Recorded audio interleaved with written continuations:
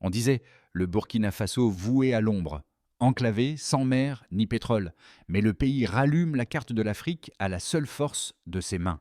Entre statistiques qu'on ignore et évidences qu'on redoute, un paradoxe surgit. Comment un territoire réputé pauvre peut-il devenir la boussole méthodique d'un continent entier? Et si la réponse tenait dans un nom? Ibrahim Traoré, celui qui a transformé la lenteur en méthode et la constance en stratégie mesurable, acte après acte, preuve après preuve. Dans la poussière du Sahel, le futur s'écrit désormais à la première personne du pluriel, comme une discipline quotidienne, non un miracle éphémère. Cette enquête ne promet ni triomphe ni miracle. Elle propose de comprendre, pas de célébrer. Sous la conduite d'Ibrahim Traoré, le Burkina Faso cherche à mesurer la souveraineté comme on mesure une récolte. Par le travail, la cohérence, la continuité. L'enjeu dépasse les frontières nationales. Peut-on bâtir une économie stable sans dette, un État moderne sans tuteur? Chaque paragraphe de ce récit suivra une règle simple. À chaque déclaration, un acte. À chaque acte, une conséquence. À chaque conséquence, une preuve observable. Le pari est risqué. L'isolement financier menace. La dépendance aux pièces importées pèse. La pression diplomatique s'accroît.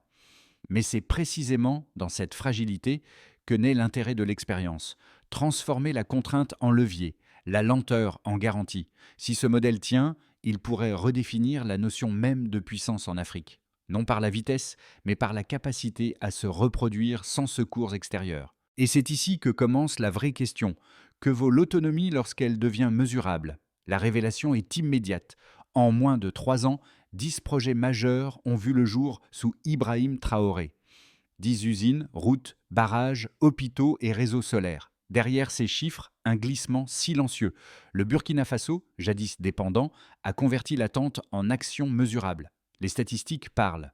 Le PIB a progressé de 74% en moyenne, malgré les sanctions. La production énergétique domestique a bondi de 60%. Ces données ne sont pas des trophées, mais des repères d'un changement de méthode. Au lieu de promettre, le pays relie. Chaque fil du modèle Traoré s'entrecroise. Les routes nourrissent les marchés, la lumière alimente les hôpitaux, l'eau irrigue les champs, la banque finance les surplus. Ce réseau, conçu sans tutelle extérieure, incarne une logique inverse. Produire d'abord, importer ensuite, former d'abord, planifier ensuite. C'est cette inversion qui intrigue les observateurs. Comment un État enclavé, privé d'aide internationale, parvient-il à maintenir ses chantiers? La réponse se trouve dans une phrase souvent répétée par Traoré. Nous ne cherchons pas le miracle, nous sommes le miracle. Cette phrase résume une vision politique autant qu'une discipline économique. Les ingénieurs burkinabés remplacent les experts étrangers. Les banques locales assurent les financements, les chantiers se multiplient sans dette. La méthode repose sur une conviction simple. La souveraineté se fabrique dans les gestes répétés, pas dans les signatures officielles. Ainsi, le Burkina Faso n'a pas changé de rythme, il a changé de moteur. Chaque projet devient un maillon d'un écosystème où la lumière, l'eau, la terre et les données s'articulent comme des organes d'un même corps national.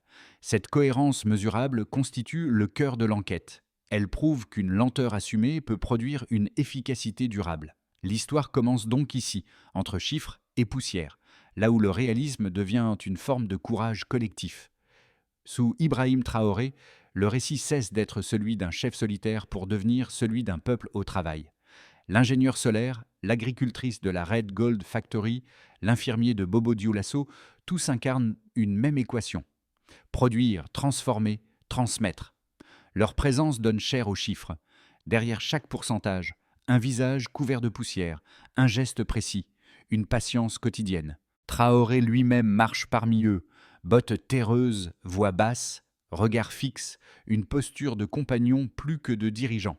C'est cette proximité qui transforme les chantiers en symbole d'appartenance. Chaque ampoule allumée, chaque mètre d'asphalte devient un acte politique. Dans les campagnes, les récoltes de tomates ne pourrissent plus. Elles deviennent sauce, emploi, revenus.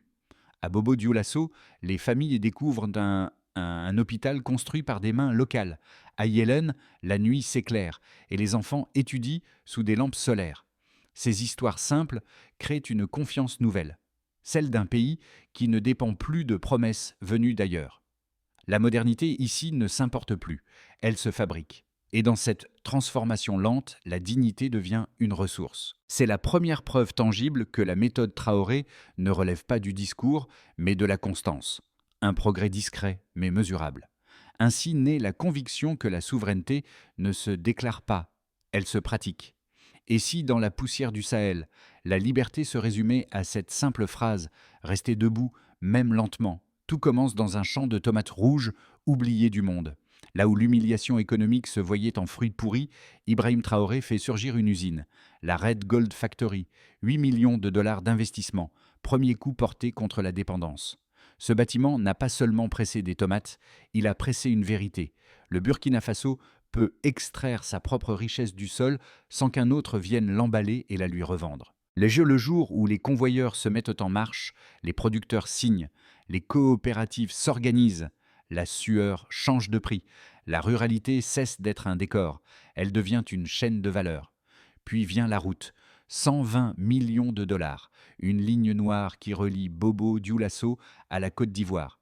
Au fur et à mesure que l'asphalte avance, les bourses se réveillent, les intermédiaires reculent. Quand les premiers camions roulent sur le ruban neuf, les marchés reprennent vie, les écoles se remplissent, la distance symbolique entre l'enclavement et l'autonomie se réduit à vue d'œil. Ce n'est pas seulement un chantier, c'est un manifeste posé au ras du sol. De la terre à la lumière, le projet Yellen prend le relais. 150 villages électrifiés, près de 300 000 habitants concernés, des milliers d'ampoules qui deviennent autant de votes pour l'indépendance énergétique. Les enfants étudient donc après le coucher du soleil. Les infirmières vaccinent sans craindre l'obscurité. Les artisans prolongent l'atelier. Chaque kilowatt produit localement est un acte politique. Chaque lampe allumée, une preuve. L'eau suit la même logique. Le barrage de Ziga 2, conçu et entretenu par des techniciens burkinabés, sécurise l'alimentation de plus de 600 000 personnes. Les pompes tournent à l'énergie solaire et la facture nationale d'électricité se contracte d'environ 12%. Le jour de l'inauguration, les larmes se mêlent à l'eau claire. La liberté liquide prend forme, patiente, mesurable.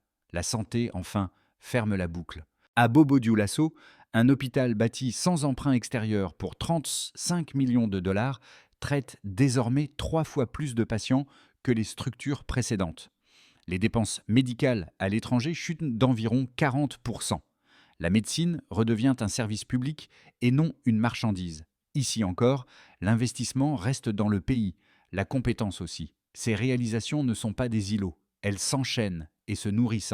La lumière alimente les pompes, l'eau nourrit les champs, la route exporte les récoltes, la banque locale finance le cycle suivant. Au centre, la même phrase, calme, presque austère, revient chez Ibrahim Traoré. La dignité est un travail, non un slogan. Chaque projet prolonge le précédent, chacun prépare le suivant.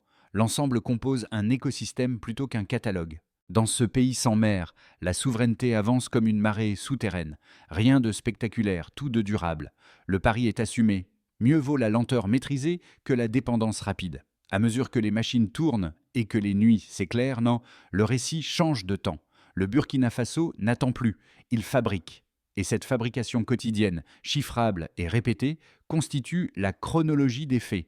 Sous Ibrahim Traoré, les chiffres cessent d'être des promesses. Ils deviennent des instruments de vérification. Le principe est clair. Chaque projet doit produire une donnée tangible. Chaque donnée doit pouvoir être reliée à un acte concret. Ainsi, l'économie burkinabé n'affiche plus des intentions, mais des résultats mesurables. En 3 ans, le PIB du Burkina Faso a progressé de 64% malgré les sanctions et la coupure de plusieurs canaux d'aide extérieure. Ce bombardement n'est pas uniforme, mais il révèle un mouvement général. L'agriculture, l'énergie et la santé convergent. Dans le même temps, la production énergétique domestique a augmenté de 60%, tandis que la dépendance aux importations de carburant a reculé d'un tiers. Chaque pourcentage traduit une autonomie nouvelle. Produire ce que l'on consomme, consommer ce que l'on produit. Prenons le secteur agricole. La Red Gold Factory emploie désormais 150 travailleurs permanents et assure des contrats à plus de 3000 producteurs. Les revenus des ménages agricoles ont cru de 45% dans les zones concernées, non par subvention, mais par transformation locale. Les coopératives voisines ont adopté le même modèle, transformant la vente brute en valeur ajoutée. Ce glissement, apparemment mineur, redonne au travail paysan une dignité comptable. Dans le secteur énergétique, le projet Yellen alimente plus de 150 villages, soit environ 300 000 habitants. Chaque foyer économise en moyenne 18 000 francs CFA par mois en dépenses d'éclairage. Les écoles ouvertes le soir affichent une hausse de 22% de fréquentation. Les centres de santé constatent une réduction de 30% des pertes de vaccins. Ce ne sont pas de simples lampes, ce sont des heures de vie restituées au quotidien. La santé, à son tour, s'appuie sur les mêmes principes. L'hôpital de Bobo Dioulasso, construit sans emprunt extérieur, traite désormais près de 5 fois plus de patients par jour que les structures précédentes. L'investissement initial d'environ 35 millions de dollars a été financé intégralement par un fonds public réinvestissant les excédents de la banque burkinabé. La boucle se ferme, la finance locale soigne littéralement son peuple. Enfin, l'eau. Le barrage de Ziga 2 fournit un débit régulier pour plus de 600 000 personnes. Les pompes solaires réduisent la facture énergétique nationale de 12%. Chaque litre pompé devient un symbole d'indépendance pratique. Comme le dit Traoré, nous avons cessé de compter les promesses, nous comptons l'eau. Dzo, pris séparément, ces chiffres paraissent modestes. Ensemble, ils dessinent une logique. Le pays ne mesure plus sa force à la hauteur de sa dette, mais à la densité de ses résultats. Chaque indicateur répond à une stratégie. Chaque stratégie repose sur un acte traçable. Dans le vocabulaire Traoré, la souveraineté n'est pas un idéal, c'est une statistique quotidienne. Le Burkina Faso ne cherche pas à être le plus riche, mais le plus libre. Et dans les marges de ses bilans, une équation nouvelle se forme. La dignité, elle aussi, peut se compter. Les critiques n'ont pas tardé. Certains diplomates estiment que Ibrahim Traoré joue avec le feu. En rompant avec les institutions internationales, il condamnerait le Burkina Faso à l'asphyxie financière. Selon eux, la souveraineté qu'ils prônent ne serait qu'une illusion romantique, portée par la volonté plus que par la structure.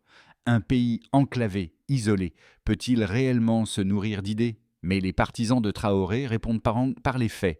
Une croissance agricole à 2 chiffres, un taux d'emploi rural en hausse constante, des infrastructures construites sans dette étrangère. Pour eux, ce modèle ne nie pas le risque. Ils l'assument comme prix de la vérité. Dépendre, disent-ils, c'est mourir à petit feu. Agir, c'est respirer, même sous contrainte. Les observateurs occidentaux craignent un repli nationaliste. Traoré, lui, parle d'équilibre. Nous ne fermons pas les portes au monde, nous en construisons de nouvelles. Rassemble.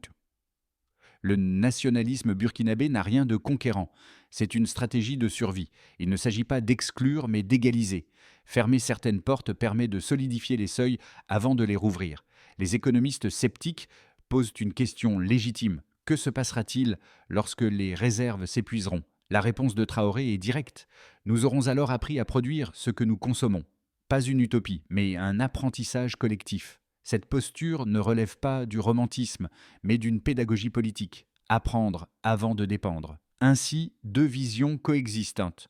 Celle des institutions, qui mesurent la réussite à la rapidité, et celle de Traoré, qui la mesure à la durabilité. L'une parie sur la vitesse, l'autre sur la constance. Et entre ces 2 tempos se joue la survie d'un modèle inédit, une révolution patiente dans un monde pressé. La question n'est plus de savoir qui a raison, mais combien de temps l'expérience peut tenir. Parce qu'à chaque minute gagnée, un pays respire un peu plus librement. La souveraineté ne se déclare pas, elle s'entretient. Cette phrase, prononcée sans micro par Ibrahim Traoré, marque le tournant de l'expérience. Ce jour-là, il ne s'adresse pas à des diplomates, mais à des ouvriers rassemblés devant un chantier encore inachevé. Et pourtant, ces quelques mots portent plus loin que 1000 communiqués officiels. Le moment symbolise une bascule. Les projets cessent d'être des symboles pour devenir un système. Les routes, les barrages, les usines et les banques locales cessent d'exister isolément. Ils forment désormais un corps cohérent, animé par une même pulsation. Chaque brique posée nourrit un écosystème. Chaque ampoule éclaire une chaîne de production. La dépendance, hier viscérale, devient un souvenir qu'on prononce à voix basse. Mais cette révélation n'a rien de triomphaliste. Elle marque le passage du souffle à la structure, du rêve à la méthode. Quand un pays renaît, la victoire n'est pas de se lever, mais de rester debout. C'est ici que commence la véritable épreuve. Transformer l'élan en stabilité, la foi en méthode, la fierté en institution. Le Burkina Faso avance, pas à pas, sous le soleil et la poussière, en apprenant à durer. Quand la poussière retombe, les résultats se lisent dans la vie quotidienne. Sous Ibrahim Traoré, 4 sphères majeures du Burkina Faso se transforment. Agriculture, logement, numérique et cohésion sociale. Dans les plaines du centre-ouest, les récoltes ne quittent plus le pays à l'état brut. Les coopératives livrent à la Red Gold Factory, qui transforme plus de 12 000 tonnes de tomates par an. Les revenus agricoles montent et surtout, le regard change. La sueur devient capitale et non perte. Les marchés ruraux se densifient. Des familles autrefois parties reviennent cultiver leurs terres. Cette stabilité rend au mot paysan sa noblesse première. Autour de Ouagadougou, le programme Face au Maillot a bâti plus de 10 000 logements accessibles. Les ouvriers qui ont monté ces murs y vivent désormais. Les loyers demeurent modestes, mais la valeur symbolique est immense. Routes, écoles et dispensaires cessent de séparer riches et quartiers populaires. La ville se réorganise à hauteur d'habitants, bloc par bloc. Le numérique change d'échelle. Grâce au PAC digital, 2 centres de données nationaux ouvrent et plus de 5 000 jeunes sont formés aux métiers technologiques. Les données publiques, autrefois hébergées à l'étranger, sont stockées à Ouagadougou. La mémoire du pays appartient à son peuple. L'exode recule, l'envie d'entreprendre progresse. Des applications de vente de mil, de mangue ou de pièces agricoles apparaissent. La cohésion sociale se retisse à la lumière de Yélène. Dans les villages électrifiés, des coopératives de femmes, des ateliers nocturnes et des associations d'enseignants surgissent. La lampe sert de liant. Elle prolonge l'étude, sécurise les trajets, rend possible la petite production. Dans les écoles, on récite des dates de réussite locales plutôt que des slogans. Dans les centres de santé, les vaccins se conservent, les gardes se planifient. Concrètement, les foyers électrifiés économisent en moyenne 18 000 francs CFA par mois sur l'éclairage. Les écoles ouvertes le soir enregistrent une hausse de 22% de fréquentation, tandis que les centres de santé signalent 30% de perte de vaccins en moins. La lumière rallonge le temps utile, donc le revenu potentiel, donc l'assiduité. Ces transformations ne font pas spectacle, elles s'accumulent. Grain après grain, elles pèsent sur la balance de l'histoire. Là où l'on parlait de pauvreté structurelle, on parle d'équilibre structurel. La méthode assumée par Ibrahim Traoré consiste à lier chaque déclaration à un acte. Chaque acte a une conséquence. Chaque conséquence a une preuve observable. Ce fil logique remplace la rhétorique par la vérification. Rien n'est magique, tout est reproductible. Quand manger, apprendre, soigner et construire cessent d'être des prières pour redevenir des habitudes. La souveraineté cesse d'être un mot et devient une respiration.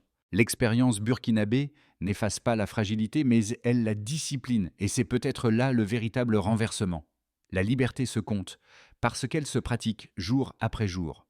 Autour d'Ibrahim Traoré, 3 trajectoires cohérentes se dessinent pour l'année à venir. Elles ne sont pas des prophéties, mais des hypothèses opérationnelles, déduites d'enchaînements observables et de goulots déjà identifiés. Dans le premier scénario, consolidation lente, base. Les 10 projets phares continuent à tourner, parfois sous la capacité nominale, limitée par la disponibilité de pièces importées et une marge budgétaire étroite. La croissance se cale autour de 4-5%, suffisante pour maintenir services essentiels, emploi rural et maintenance. Priorité absolue à la fiabilité, constituer des stocks tampons, uniformiser les calendriers d'entretien, généraliser la formation continue sur site, négocier des achats groupés régionaux. L'objectif n'est pas l'expansion, mais la persévérance mesurable. Dans le deuxième scénario, interconnexion complète, optimiste. Les infrastructures s'imbriquent pleinement. L'électricité de Yélène alimente les pompes de Ziga 2, qui irriguent les cultures fournissant la Red Gold Factory. La route du Sud et la banque locale fluidifient l'écoulement, le crédit et la trésorerie saisonnière. Chaque maillon tire l'autre.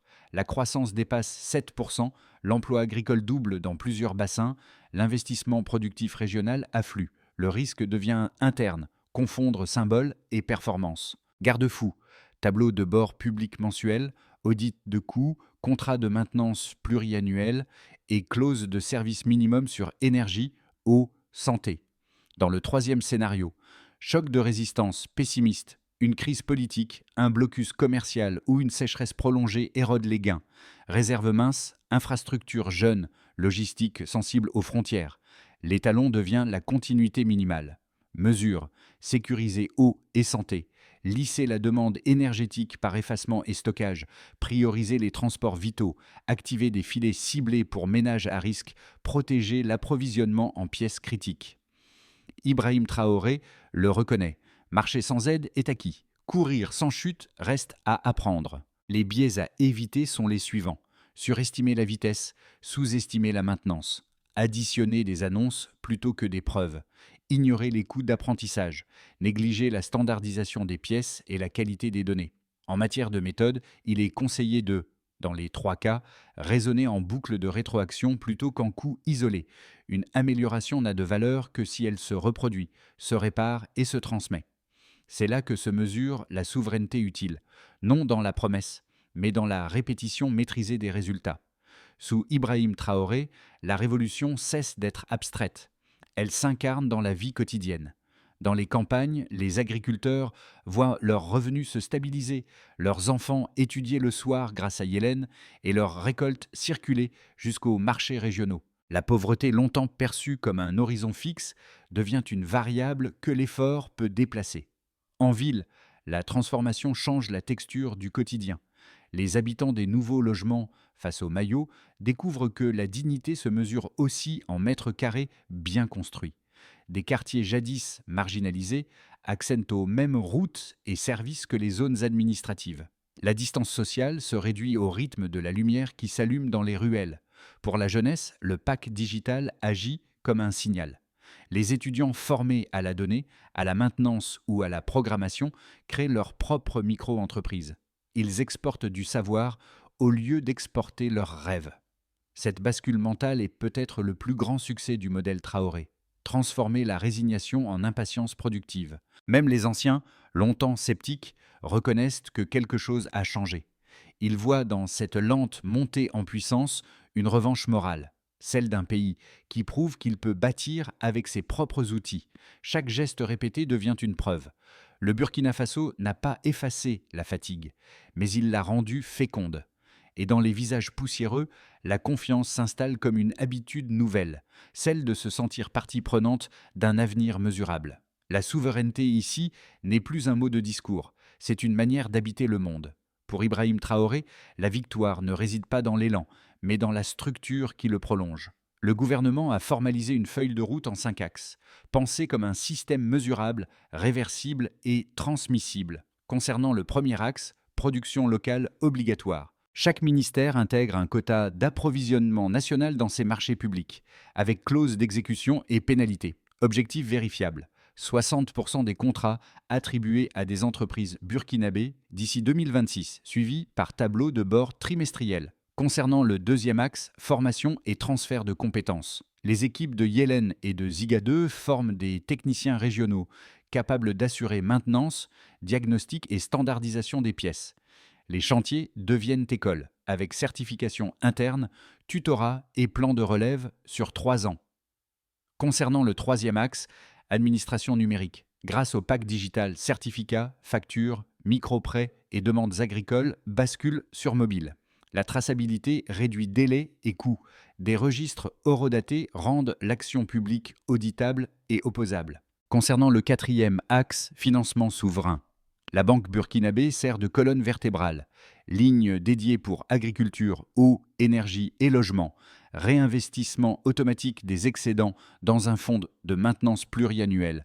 Prêt indexé sur performance de service. Concernant le cinquième axe, éducation appliquée. Les universités techniques adoptent un triptyque clair. Produire, transformer, distribuer, avec stages obligatoires, ateliers de réparation et critères d'employabilité mesurés à 6 et 12 mois. Concernant la gouvernance et les métriques, un comité de suivi publie chaque trimestre indicateurs, écarts et mesures correctives. Une cellule d'achat groupée sécurise les pièces critiques. La thèse d'Ibrahim Traoré tient en une ligne. La souveraineté se prouve par la répétition maîtrisée des résultats, non par l'exception. Tout revient là où tout a commencé, dans un champ de tomates rouges couvert de poussière. Sous Ibrahim Traoré, ce lieu modeste est devenu symbole d'un pays qui apprend à bâtir sa liberté au rythme de sa terre. Les usines, les routes, les barrages et les hôpitaux ne sont plus des exceptions. Ils forment une continuité. Ce que le Burkina Faso a construit n'est pas une révolution spectaculaire, mais une respiration collective. Chaque geste répété, réparer une pompe, allumer une lampe, récolter une graine, devient un acte politique. Et dans cette répétition se loge la victoire. La souveraineté cesse d'être un rêve pour devenir une habitude. Lorsque la lumière de Yélène se reflète sur les briques de face au maillot, un écho traverse le pays. Les femmes riment plus fort, les jeunes parlent d'avenir, les anciens redressent la tête. Rien de triomphal, juste une dignité retrouvée. La lenteur que le monde prenait pour une faiblesse devient force de stabilité. Et dans le regard calme d'Ibrahim Traoré, une certitude se lit. La véritable indépendance n'est pas un cri, c'est une continuité silencieuse. Le Burkina Faso n'a pas cherché à briller, il a choisi de durer. Sous Ibrahim Traoré, la souveraineté n'est plus un discours, mais une pratique, un artisanat patient du quotidien. Chaque lampe allumée, chaque champ irrigué, chaque route entretenue devient une preuve de constance collective. Ce récit, pourtant enraciné dans la poussière du Sahel, parle à tous, à chaque société qui doute de sa capacité à agir, à chaque citoyen tenté de croire que la dignité s'achète, il oppose un exemple simple. La liberté se cultive, elle ne se reçoit pas. Et si la vraie richesse commençait là, dans la capacité à produire ses propres miracles? Partager cette histoire, ce n'est pas célébrer un modèle, c'est rappeler une évidence. Aucune nation n'est trop petite pour se relever, aucun peuple trop pauvre pour se réinventer. Le Burkina Faso ne demande pas l'admiration, seulement l'attention, parce qu'entre ses briques rouges et ses nuits désormais lumineuses, il offre une leçon universelle, celle d'un monde qui recommence par la base, la main, la terre, la mémoire.